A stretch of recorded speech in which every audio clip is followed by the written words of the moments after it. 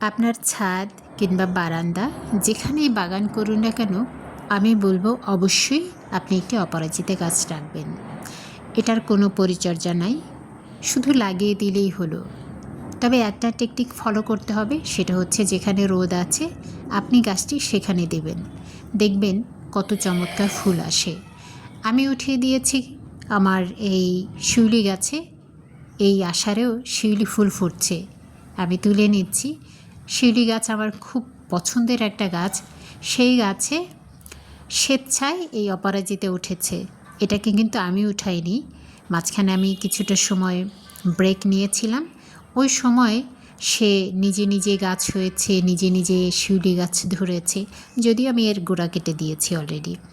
তো এখন শেষবারের মতো এটা দেখাচ্ছি। আর এই অপরাজিতার কথা কেন বললাম, এটা দিয়ে চমৎকার চা হয়, আপনি চাইলেই এটার চমৎকার চা খেতে পারেন। এবং এটার যত ফুলের চা খেয়েছি, এই ফুলের চাটা অসম্ভব সুন্দর। এবং চা করার পর অর্থাৎ 2 মিনিট আপনি জাল করলেন ফুলটাকে দিয়ে, তারপর কিছুটা লেবু রস দিলে গাঢ় নীল হয়ে যায়। সেটা সত্যি স্বাস্থ্যের জন্য ভীষণ উপকারী।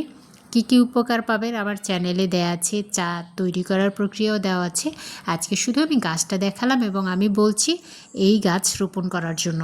এর বীজ আপনি বাজারে পেতে পারেন, কিনতে পেতে পারেন, কিংবা কোথাও যদি এই গাছ দেখেন তাদের কাছ থেকে কিছু বীজ চেয়ে নিতে পারেন। এবং প্রত্যেকটা ফুল একদিন আপনি না তুললেই পরের দিন সেটা থেকে বীজ হয়ে যায়, চমৎকার ব্যাপার। Thank you.